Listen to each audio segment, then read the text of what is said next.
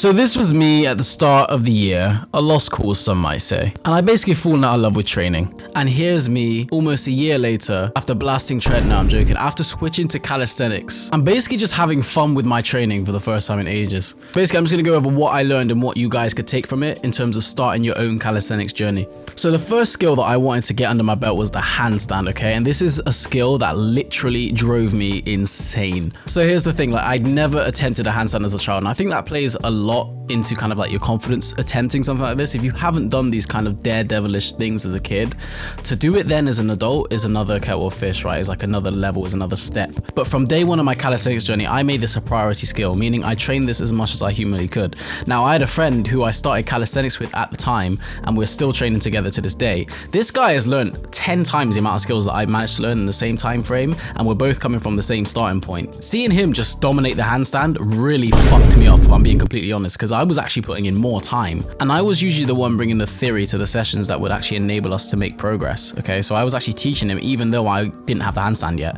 but then eventually he kind of picked it up and then he got better. But I think this is the first lesson that I learned about calisthenics, which is it's like 80% mental. I just think he had a better mindset when it came to actually every single attempt that he would do. He probably visualized himself doing it every time, okay, whereas I, you know, 50% of the time I might be doubting myself every time I throw myself up. And I think the reason for that is because it's quite deep. Like as a kid growing up, as a young teenager, I was obese, like I was fat. So it's like every time I'm attempting the handstand, I'm actually going against that kind of identity that I used to have with each attempt.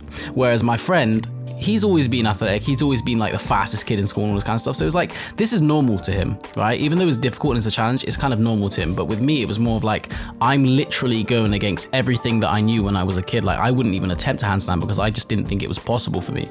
So with the handstand specifically, it took me so long to kind of get it. And I actually did eventually start to make real progress after months and months and months, when my friend, who is also a calisthenics guru, said to me, bro, you already have it, you just need to trust yourself.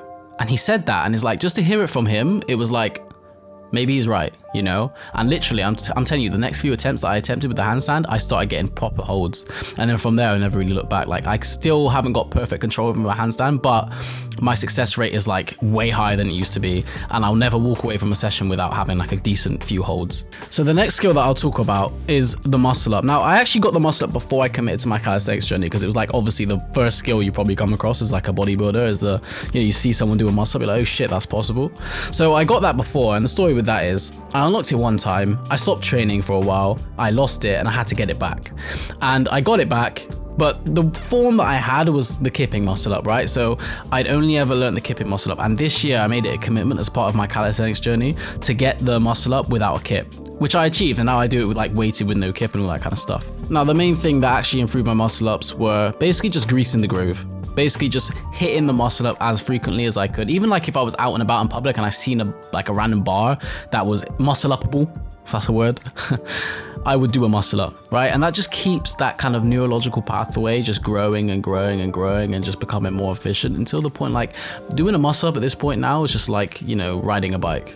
And the next skill that I learned was the back lever. Now this was a skill that didn't take me very long at all, and that's because the back lever incorporates quite a lot of kind of pushing strength, pulling strength, which I already had, and the only thing I had to build up was my tendon strength. And it only took me a few sessions of banded back lever attempts to actually get it. Now, when I first started at the start of the year in January, I couldn't do a back lever even with the bands and all that kind of stuff. So it's not like I just walked straight into it. But after 6 months of calisthenics training, I started attempting back levers and started training for it.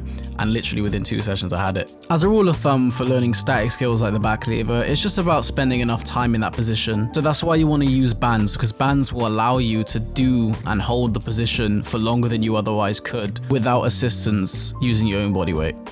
So yeah, those are the skills that I basically learned. And the thing is, when you're doing calisthenics, you really want to focus on 1 to 2 skills at a time so you can actually give them ample effort to where they improve, because otherwise you'll split your energy too far across multiple skills and you'll just never get better at any of them. Now, as I said, it is my first year, so obviously I still have a lot to learn, a long way to go. This is just what I've learned. But here are some of the physique gains that I made. So to put a long story short, before this year, before training calisthenics, I was fat, out of shape. This year, I revealed my abs, put on a bunch of muscle, and basically elevated my confidence to a level it's never really been at. Like, I've never had abs, I've never been able to take my shirt off anytime, anywhere, any place, and know that I am genuinely proud with how my body looks. And not only that, other people can notice the hard work that I've put into my physique. So in a nutshell, if you're thinking about starting calisthenics, it's definitely a good idea. I recommend you train upper lower split or a push-pull leg split. That way you're in the gym 4 to 5 days a week and you can make good progress. And if you're looking for a good place to get started, click the video in the bottom left corner.